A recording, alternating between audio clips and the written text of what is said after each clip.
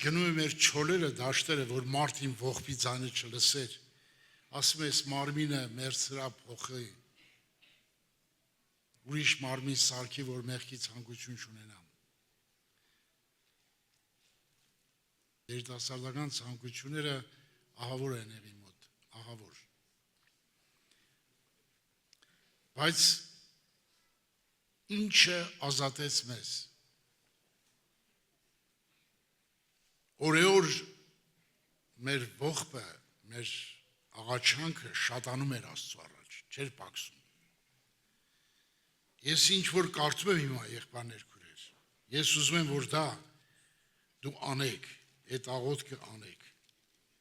Ես խորը համոզված եմ, ով որ այս աղոթքը չի ապրի, ոչ կփրկվի, ոչ էլ այս հաղթությունը կհասնի, ոչ էլ երկինք գնա։ Այս աղոթքը չեղավ քո կյանքում, դու ոչինչի չես հասնի։ Այս աղոթքը կարդում եմ, այս աղոթքը ես ապրել եմ, դրա համար եմ կարդում։ Եվ այս աղոթքից հետո ներսիցս նոր երգ է հնչել։ Սպասելով սպասեցի Տիրոջը։ Եթե մարդկանց ես սպասում, դու շատ հեռու ես քրիստոնեությունից։ Սպասելով սպասեցի Տիրոջը։ Քանի օր ես աղոթել սպասել Տիրոջը։ Քանի ժամ ես աղոթել։ Քանի օր ես աղոթում։ Ես 6 տարի հետո նոր ազատագրվել եմ։ Մի հատ տատիկ կար, 104 տարեկան, գնում է իր մոտ, հենց տկարում վազում էր, մի հատ աղոթում էր, զորում էր, նորից է տեթում իր մոտ։ Երբ նայում եմ, Սուրբ Հոգով լցված է, այ մարդ ասում է, տատիկ ինչ զորավոր քույրիկ է։ Ասի տատիկ ջան,